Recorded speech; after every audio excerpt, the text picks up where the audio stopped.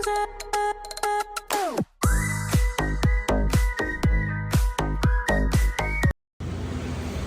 magandang buhay mga kamangyan sa Taiwan. About last night, nag-night market kami with the roommates. Hello! Ang tao namin kagabi. Ayan na po, makikita nyo sa video to kung ano yung mga binili namin at kung ano yung mga kinain namin last night. Once in a blue moon lang kami mag-night market. Kung kailan lang namin maisipan mga guys.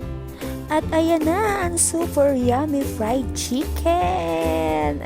Grabe, ang sarap po niyan, mga kamangyan. Sulit yung 50 NT. At ayan po yung pinilahan naming napakasarap na fried chicken. O, diba? Fresh na fresh from the cooking pan. Grabe yung haba ng pila dyan, mga kamangyan. Hindi namin ine-expect na makakabili kami dyan. And then, nakita namin itong Big Bear. Gusto namin magpa-picture. Ano sabi niya? Kaso, Don't hit me. I will get hurt. Nakakaawa yun. Dyan sa loob, sobrang init.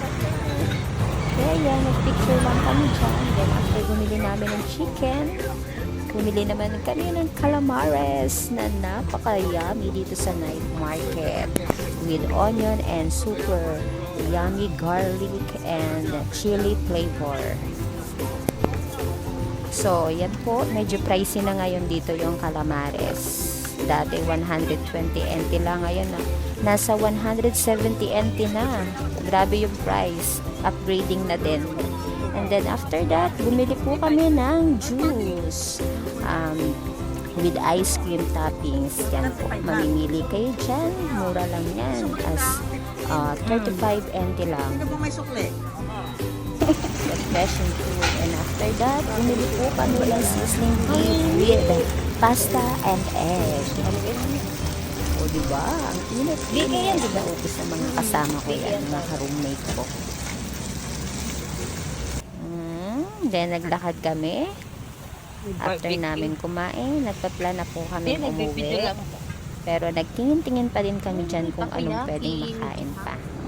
May mga takoyaki, may mga candies, veggies, bread. Actually, konti lang yung nagtitinda ngayon kasi umulan.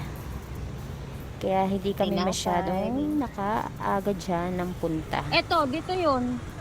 Ayan, pila dito.